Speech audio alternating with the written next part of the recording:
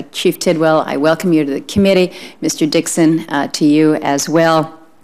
We're here for our third and our final budget hearing in the Energy Committee to review the President's request for the Forest Service for FY16. Again, Chief, I appreciate you being here this morning to explain the proposal. I will tell you, though, maybe it's because it's still February. Maybe it's because we've been seeing a fair amount of snow here in Washington, D.C. But it feels like Groundhog's Day all over again to me, and I know it probably does to you. It seems like we have the same conversation year after year after year about how the Forest Service is going to get the timber cut up, provide more economic opportunities for our rural and forested communities.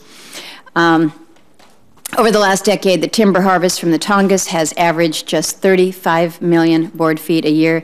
This is a forest the size of West Virginia, but we see severe restrictions, including the roadless designation, that really put most of it off limits.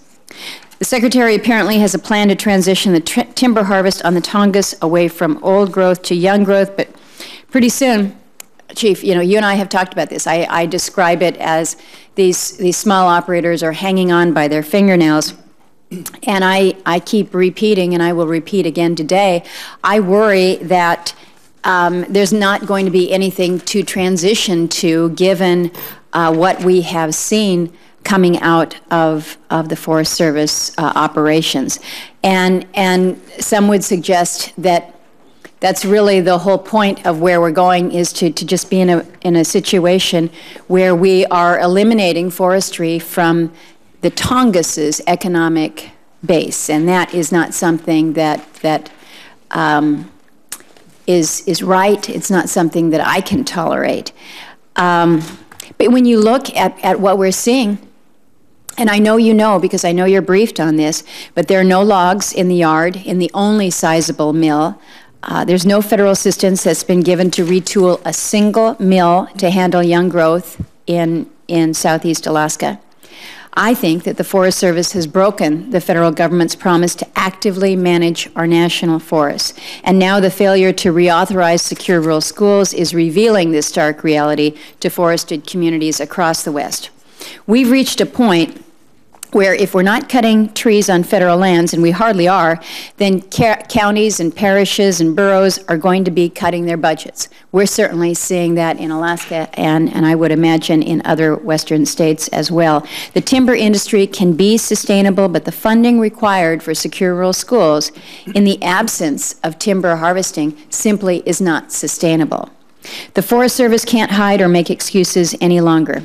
Just $50 million will be shared nationwide with our communities under the proposal or the process going forward with SRS.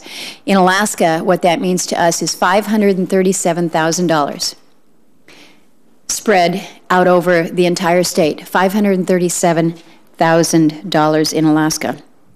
We're going to work on forest management reform legislation to help resolve this situation, but the Forest Service has got to be working with us and help us with this. Often we hear that recreation and tourism are the economic engines of the future, and I see that this budget would increase funding for recreation programs, and I agree with you. These programs are important. Certainly in Alaska, we're very, very proud of our recreation industry, but recreation and tourism are not substitutes for responsible resource development on federal lands. They're complements to it.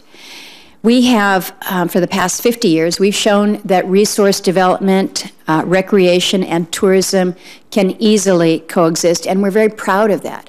We're very proud of the fact that people want to come to Alaska. It's on their bucket list. It's the before I die, I want to see Alaska. And yet they know that we're a resource production state. And our return tourists are what allows for that strong industry. So it's not like you've got a situation where we are not able to balance that within our state. I think we do it, we have done it successfully and sustainably. Recreation and tourism also require public access, and these days, just as we're seeing with resource development, even these activities are being shut down by restrictive federal policies. And when you were up in the state, we had a good opportunity there to understand what was going on in the Ketchikan area in Misty Fjords. We've got commercial flight seer operators who take people around to this pretty amazing place. But the Forest Service, on one hand, is saying you need to move towards more recreation management. And then, on the other hand, they're saying, sorry, we've got to limit the number of landings of float planes because they could impede the area's wilderness character. So you're knocking out float planes that would allow so many people to see the Misty Fjords. You can't, it's not possible to see it any other way. It's not like you can hike in. This is the way that you can see it. This is the way that you can access it. And yet we've got Forest Service saying, nope, we need to manage this for wilderness character. And it goes beyond just that. I'm going to bring up in my questions the concern that I'm hearing from so many, and this is not just in Alaska, but so many about the limitations on even being able to view pictures or films because of the limitations or the restrictions for individuals that would film on our public lands, our Forest Service lands. So, Chief, I told Secretary Jewell earlier this week, and I think it bears repeating, that this administration is actively impeding many of our best economic opportunities in the West. It's depriving thousands who live in our states of the ability to find a good job, earn a good wage, and live a good life. Before I conclude my comments, I think I'd be remiss if I didn't mention the elephant in the budget, which is wildfire suppression funding. This budget again proposes a wildfire suppression cap adjustment, and I share the primary goal of that proposal. We absolutely have to stop the cycle of fire borrowing, but I also know that there are concerns about the mechanics, particularly in this constrained budget environment. There's several legislative proposals to consider here, and I do hope that we can work on them with you, Chief, as well as the Budget Committee. So I'll look forward to your responses this morning. I'll turn to my ranking member, and then we'll get going. So thank you.